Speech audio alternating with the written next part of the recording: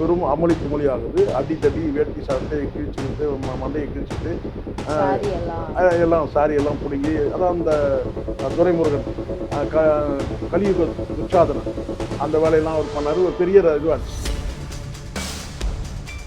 நான் ஒரே ஒரு ஆள், யாருமே இருக்க மாட்டாங்க. நான் போய் அங்கே உட்காந்தோடனே எல்லாரும் கொல்லுன்னு சிரிப்பாங்க. சிரிச்சுட்டு அதுக்கப்புறம் பார்த்தீங்கன்னா ஏதாவது ஒன்று நான் பேச ஆரம்பித்து எழுந்து நின்ன உடனே என்ன செய்வாங்க, வேட்டியை அவுத்துருவாங்க. அவர் மேடையில் பேசணும், அதிமுக சார்ந்தவங்க வேட்டியை அவுத்துருவாங்க. நான் திருவண்ணாமலை அண்டர்வேரோட வந்து நான் வெளியே வந்து வேட்டியை கட்டிட்டு நான் வந்திருக்கேன். எத்தனையோ நாட்கள் சட்டசபையில் கேட்ட கேள்விக்கு சட்டசபையில் பதில் சொல்லணும். ஆனால் வந்து வீட்டில் வந்து ஒரு அறிக்கை விட்டாருன்னு சொன்னாங்க இல்லையா. இந்த முறை வந்து ஒரு வேளை வந்து ப்ரிப்பேராக வர்றதுக்கான வாய்ப்பு இருக்குது. யார், முதலமைச்சர் அல்லது முதலமைச்சர் பேசக்கூடிய கேள்விகளுக்கு வந்து பார்த்தீங்கன்னா யாராவது அமைச்சர்கள் எழுந்து பேசுனாங்கன்னா அப்போ வந்து அதுக்கான சில பிளான் தான் நடந்திருக்கு. ஏன்னா இந்த முறை வந்து பார்த்தீங்கன்னா நம்ம தான் ரன் எடுக்கணும், உதயநிதியை நாக் அவுட் பண்ணணுன்ற அந்த எண்ணத்தில் இருக்கிறாங்க. வானம் நேயர்களுக்கு வணக்கம். நான் உங்க தொகுப்பாளினி பத்மபிரியா. இன்னைக்கு நம்ம கூட நேர்காணலுக்காக மூத்த பத்திரிகையாளர் சேகுவா ஜெய்சங்கர் சார் இருக்காரு. சார் வணக்கம். வணக்கம். வணக்கம். சின்ன பசங்கள்ல இருந்து எல்லாருமே வந்து வேற ஒரு இது நோக்கி போயிட்டு இருந்தாங்க, ரீல்ஸ் பண்றது. அந்த மாதிரி ஒரு காலகட்டத்துல இந்த மாற்றம் அப்படின்னு வேணும்னு சொல்லிட்டு இருந்தாங்க. இந்த இளைஞர்கள் மத்தியில பாத்தீங்கன்னா வந்து ரீல்ஸ் பண்ணிட்டு அப்படி ஜாலியா சுத்திட்டு இருந்த பசங்கெல்லாம் வந்து இன்னைக்கு வந்து சட்டசபையெல்லாம் வந்து உட்காந்து பாக்குறாங்கன்னா அதுல இருக்கிற ஒரே ஒருத்தருக்காக மட்டும்தான். ஸோ அடுத்த சட்டசபை வந்து எப்ப நடக்க போகுது, எப்படி நடக்கும் சார்? 18ஆம் தேதி சட்டமன்றம் கூட போகுது. அதுக்கு இன்னும் உங்களுக்கு தெரியும் எத்தனை நாள் இருக்கு. 1-2 நாள் தான், 2 நாள் இருக்கு. இப்போ ஏற்கனவே வந்து கடந்த 2000 கட் பண்ணுறவங்க ஏற்கனவே வந்து உங்களுக்கு தெரியும் 88, 89, 90கள் காலகட்டத்தில் சட்டசபையில் ஒரு பரபரப்பு இருந்துச்சு. அதுக்கு காரணம் என்னன்னா, அப்போ வந்து அந்த காலகட்டத்தை வந்து 13 வருஷம் கழிச்சு டிஎம்கே ரூலிங்க்கு வருது. அப்போ வந்து ஏடிஎம்கே வந்து 2ஆக பிளவுபட்டு அதுக்கு பிறகு வந்து ஒன்றாக ஆன தருணம் இருக்கு. அந்த வந்து ஏடிஎம்கே 2ஆக பிளவுபட்ட அந்த காலகட்டத்தில் எம்ஜிஆர் வந்து மரணத்துக்கு பிறகு நடந்த சட்டசபை சம்பவத்தில் மைக்குகள் பிடுங்கப்பட்டு ஒருத்தர் மண்டையில் கிழிச்சிக்கிட்ட சம்பவம்லாம் நடந்திருக்கு. நான் சொல்றது இதெல்லாம் 80கள் காலகட்டத்தில். கடைசியாக 89ல் வந்து டிஎம்கே ரூலிங் வரும்போது கூட பார்த்தீங்கன்னா வந்து ஜெயலலிதா வந்து ஒருங்கிணைந்த அதிமுகவுக்கு பொதுச்செயலர் ஆகுறாங்க. அப்போ சட்டசபையில் வந்து பட்ஜெட் கூட்டத்தொடரில் பெரும் அமளி துமளி ஆகுது. அடி தடி வேட்டி சட்டையை கிழிச்சிக்கிட்டு மண்டையை கிழிச்சிக்கிட்டு எல்லாம் சாரி எல்லாம் பிடுங்கி அதான் அந்த துரைமுருகன் கலியுக துச்சாதனன் அந்த வேலையெல்லாம் அவர் பண்ணாரு. ஒரு பெரிய இதுவாச்சு. இப்போ வந்து அந்த மாதிரி நடக்குமா அப்படின்னு வந்து ஒரு எல்லாருக்கும் ஒரு எதிர்பார்ப்பு இருக்கு. ஏன்னா இங்க வந்து ஏற்கனவே உங்களுக்கு தெரியும்ல, ஸ்டாலின் கூட வந்து ஒரு சில வருடங்களுக்கு முன்னாடி ஒரு 10 வருஷத்துக்கு முன்னாடி என்ன செஞ்சாருன்னா சட்டையெல்லாம் கிழிச்சிக்கிட்டு அப்படியே வந்து கார்ல வந்து ஏறின காட்சியெல்லாம் நீங்க பார்த்துருக்கீங்க.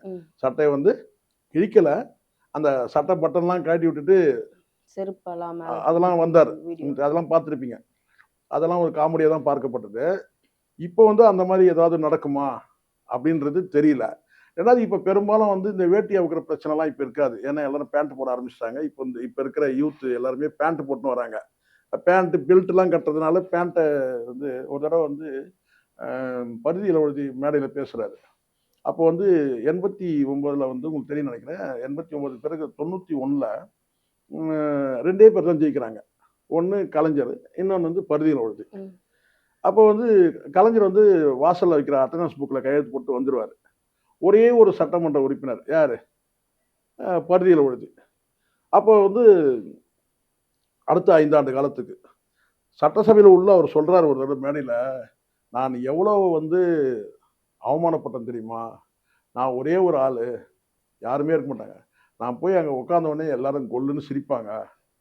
சிரிச்சுட்டு அதுக்கப்புறம் பார்த்தீங்கன்னா ஏதாவது ஒன்று நான் பேச ஆரம்பித்து எழுந்து நின்ன உடனே என்ன செய்வாங்க, வேட்டியை அவுத்துருவாங்க. அவர் மேடையில் பேசுனது அதிமுக சார்ந்தவங்க வேட்டியை அவுத்துருவாங்க. நான் திருவண்ணாமலை அண்டர்வேரோட வந்து நான் வெளியே வந்து வேட்டியை கட்டிட்டு நான் வந்திருக்கிறேன். எத்தனையோ நாட்கள் உள்ளபடியே வருத்தத்தோடு சொன்னார். அதுக்கப்புறம் ஒரு அதிமுகவில் போய் சேர்ந்தாருன்னு வச்சுங்களேன், அது வேற விஷயம். ஆனால் சொல்லியிருக்காரு. அதுக்கப்புறம் நான் பேண்ட்டு போட்டு பெல்ட்டு வந்து கட்டிட்டு போயிட்டேன் நான். அப்போ வந்து பார்த்தீங்கன்னா, ஆனால் அப்பவும் கூட என்னை வந்து பார்த்தீங்கன்னா அவங்க வந்து விடாமல் என்னை வந்து பார்த்தீங்கன்னா வந்து ஒரே தள்ளு முள்ளு சண்டை நடக்கும். அப்போ வந்து பெல்ட்டெல்லாம் கழட்டிட்டு பேண்ட்டை உருவுவாங்க. இறுக்கி பிடிச்சிப்பேன் நானு.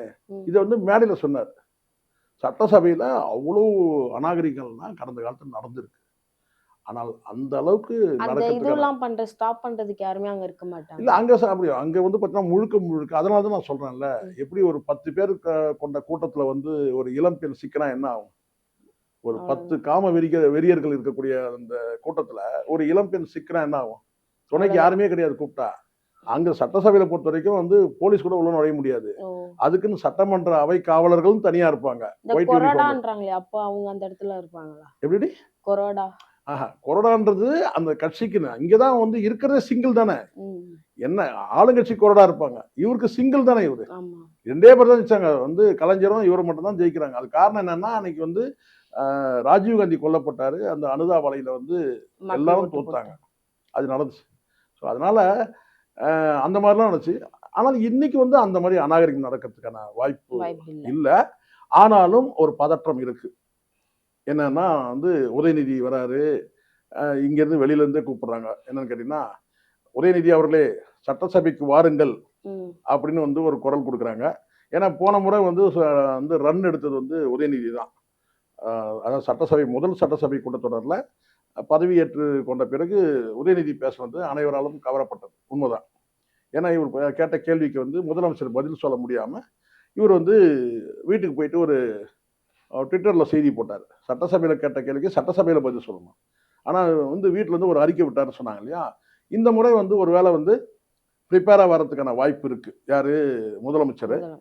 அல்லது முதலமைச்சர் பேசக்கூடிய கேள்விகளுக்கு வந்து பார்த்தீங்கன்னா, யாராவது அமைச்சர்கள் எழுந்து பேசுனாங்கன்னா, அப்போ வந்து அதுக்கான சில பிளான்லாம் நடந்திருக்கு. ஏன்னா இந்த முறை வந்து பார்த்தீங்கன்னா, நம்ம தான் ரன் எடுக்கணும். ம். உதயநிதிய நாக் அவுட் பண்ணணுன்ற அந்த எண்ணத்துல இருக்கிறாங்க. முதலமைச்சர் மேல ஒரு பெரிய வருத்தம் நெறைய பேருக்கு இருந்துச்சு. அவர் சட்டசபையில எதுவுமே பேச மாட்டாரு. ட்விட்டர்ல போய் பேசிட்டு இருக்காரு ம். அப்படின்ற ஒரு பெரிய அதுதான் நான் வருத்தம் சொல்றேன். இருந்துச்சு அதுதான் நான் இல்லையா? சொல்றேன். இந்த முறை இந்த வந்து முறை அது இந்த முறை நடக்காதுன்றீங்க வந்து முதலமைச்சர் பேசுவாருன்னு நான் நினைக்கிறேன். நினைக்கிறீங்க. ஓ! எல்லாருக்குமே வந்து இப்போ நல்லா புரிஞ்சுங்க. இந்த இடத்துல ஆ வந்து திரு சகாயம் அவர்கள் சொல்லக்கூடிய ஒரு வார்த்தைய புரிஞ்சுக்கணும். கட்சியும் புதுசு, ஆட்சியும் ஆட்சி புதுசு. புதுசு. கட்சிக்கும் அனுபவம் இல்ல, ஆட்சிக்கும் அனுபவம் இல்ல. அப்போ வந்து இந்த இடர்கள் ஏற்படுறதுக்கு வாய்ப்பு இருக்கு. அப்போ இந்த இடத்துல வந்து சரி இவர் மட்டும் எதிர்க்கட்சி தலைவரா இருந்து நீண்ட காலம் அனுபவம் இருக்கான்னு கிடையாது. அவங்களுக்கு ஏற்கனவே சட்டசபையில வந்து பங்கேற்ற அனுபவம் இருக்கு. இது எல்லாமே இங்க முழுக்க முழுக்க புதுசு. அப்படி இருக்கும்போது அந்த இடத்துல வந்து அ இப்போ உதாரணத்துக்கு இப்ப நீங்க ஜெயலலிதா எடுத்துங்களேன். உதாரணத்துக்கு நானே சொல்றேன். ஜெயலலிதா அவர்கள் வந்து பார்த்தீங்கன்னா, முதல் சட்டசபை உள்ள நுழையும்போது பார்த்தீங்கன்னா, யாருமே இல்ல எதிர்க்கட்சியே. முதல் ஜெயலலிதா தான் அவங்களுக்கு வந்து அமைஞ்ச லக் பேசிஸ். லக். ஏன்னா, உள்ள வந்து பார்த்தீங்கன்னா வந்து ஒரு 40 பேர் அமைஞ்ச ஒரு எதிர்க்கட்சிலாம் கிடையாது. ம். இரு ராஜீவ் கொல்லப்படுறாரு. அந்த அனுதாபனை வீசும்போது பார்த்தீங்கன்னா, 2 பேர் தான் ஜெயிச்சு. அந்த 2 பேர்லயும் ஒருத்தர் வந்து பார்த்தீங்கன்னா, வாசல்ல கையெழுத்து போட்டு போயிடுவாரு. யாரு? ம். துறைமுகம் தொகுதியில ஜெயிச்ச கலைஞர். பரிதியம் எழுதி ஒரே ஒருத்தரு. அவர் போனாருன்னா பேண்ட்ட அவுத்துருவாங்க. அப்ப அங்க எதிர்க்கட்சியே கிடையாதுல்ல. அப்ப அந்த எதிர்க்கட்சி வரிசையில உட்கார்ந்தது யாரு? காங்கிரஸ் உட்கார்ந்தாலும், எதிர்க்கட்சி வரிசையில யார் கூட்டணியில இருந்தவங்க தான் உட்கார்றாங்க. அப்ப அவங்க வந்து பார்த்தீங்கன்னா, ஆதரவா தானே இருப்பாங்க. கேள்வி கேட்க மாட்டாங்கல்ல. ம். அப்படியே அந்த அம்மா வந்து அடுத்தடுத்து பிராக்டிஸ் வந்துட்டாங்க. அதுக்கப்புறம் எதிர்க்கட்சி வரிசையில வந்து பலரையும் சமாளிச்சாங்க. அது திமுகவும் சமாளிச்சாங்க. அ விஜயகாந்த் சமாளிச்சாங்க. எல்லாமே நடந்துச்சு. ஆனாலும் முதல் அந்த சட்டசபையில வந்து ஜெயலலிதா வந்து அதிகாரத்துக்கு வந்தபோது எதிர்க்கட்சியே கிடையாது. அதனால தான் அவங்க ஆட்சி இழக்கிறதுக்கும் காரணமாச்சு. காரணம் ம். கேட்டா கேட்கறதுக்கு ஆளே இல்லனாலும் இஷ்டத்துக்கு ஆடுனாங்க. காம்படிட்டட் இல்ல. இஷ்டத்துக்கு ஆடுனாங்க. வளர்ப்பு மகன் கல்யாணம் அது இதுன்னு ஆடுனாங்க. 96ல வாஷ் அவுட் பண்ணாங்க. ஸோ அதனால வந்து இப்போ இங்க அப்படி கிடையாது. விஜய்க்கு வந்து சவால் கேட்டா வந்து இங்க ஏற்கனவே எல்லாமே அனுபவம் பெற்றவர்கள். ம். இவங்களுக்கு இதுதான் புதிய அனுபவம். விஜய் அவர்களுக்கு மட்டுமே கிடையாது. கூட இருந்த அத்தனை பேருக்கும் புதிய அனுபவம். செங்கோட்டையன் 1, 2 பேரை தவிர்த்துட்டு சார். செங்கோட்டையன் மட்டும் தான். மீதி அத்தனை பேருக்கும் வந்து புதிய இவரு ஜெயஸ்ரீ பிரபாகரன் கூட நீங்க எடுத்துக்கலாம். ம். ஆனா மற்றவங்க எல்லாருக்கும் வந்து புதிய அனுபவம் தானே. ஆமா. ஸோ அதனால வந்து இந்த இடத்துல வந்து சபாநாயகர் இருந்த ஒருத்தரும் வந்து சபாநாயகர் ஆயிட்டாரு. இருக்கிற செங்கோட்டையன் ஒருத்தர் தான். மீதி எல்லாருமே புதிய அனுபவம். இப்ப இவங்கலாம் அப்படி கிடையாது. இப்போ வந்து இந்த எதிர்க்கட்சி வரிசையில இருக்கிற ஏற்கனவே வந்து சட்டசபை அனுபவம் இருக்கு வந்து உதயநிதிக்கு. மற்றவர்களுக்கும் இருக்கு. ஆனா அதே அந்த உதயநிதி கூட பார்த்தீங்கன்னா, எதிர்க்கட்சி தலைவர்ன்றது இதுதான் முதல் முறை. அதனால அவர் வந்து ரன் எடுத்துட்டாரு. ஸ்கோர் பண்ணிட்டாரு லாஸ்ட் டைம். ஆனா இந்த முறை என்ன நடக்குதுன்றத அவளோட பார்க்கலாம். சில ஸ்டண்ட் காட்சிகள் கூட இடம்பெறதுக்கான வாய்ப்பு இருக்கு. சுவாரஸ்யமா இருக்கும். ஆனா சினிமா மாரி நடிச்சிறாங்க. அங்க காதல் காட்சி இருக்கிறதுக்கு வாய்ப்பு கிடையாது. ம்.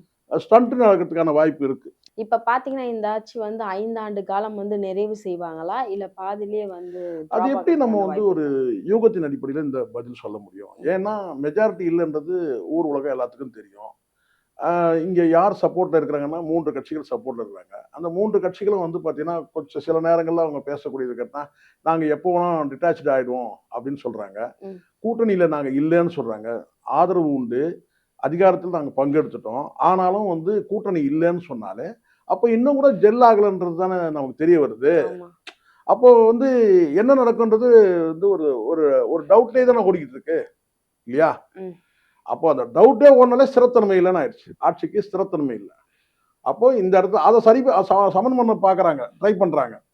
அதுதான் இந்த எம்.எல்.ஏக்கள் ராஜினாமா. ம். இந்த அதிமுக எம்.எல்.ஏக்கள் ராஜினாமா. மீண்டும் பை எலக்ஷன் வச்சு, அதுல வந்து இப்ப வந்து டிவிகே தரப்புல வந்து வெற்றி பெற்றாங்கன்னா, அது மீண்டும் இவங்களே சீட்டு குடுப்பாங்களா? அல்லது டிவிகேல புதிய நபர்கள் நிறுத்தப்படுவாங்களான்னு தெரியாது. ஆனால், ஒருவேள வந்து இந்த இழப்பு வந்து பார்த்தீங்கன்னா, இப்ப ஏன் கிட்டத்தட்ட இப்ப நான் நெனைக்கிறேன் விஜயபாஸ்கர் நேத்துக்கு ராஜினாமா பண்ணிட்டாரு. ம். கிட்டத்தட்ட 5 ஆயிடுச்சு. அப்படி இருந்து இன்னும் கூட ஒரு ஒரு 5 பேர் வந்து ராஜினாமா பண்ணாங்கன்னா, அடுத்தது வந்து வைகோ தரப்புலயும் பேசப்படுது. மதிமுக தரப்புலயும் 2 பேர் வந்து ராஜினாமா பண்ணுவாங்கன்னு பேசப்படுது. ஸோ அப்படி வந்து ஒரு 10 பேர் வந்து இடைத்தேர்தல்ல வந்து போட்டியிட்டு, அந்த 10 பேரும் வந்து டிவிகே தரப்புல வெற்றி பெற்றாங்கன்னா, அப்போ கவர்ன்மெண்ட் ஸ்ட்ராங். இவ்ளோ நேரம் வந்து நான் கேட்ட கேள்விக்கு பொறுமையா உட்காந்து பதில் சொன்னீங்க. ரொம்ப நன்றி சார். நன்றிம்மா. மீண்டும் ஒரு நல்ல ஒரு நேர்காணல்ல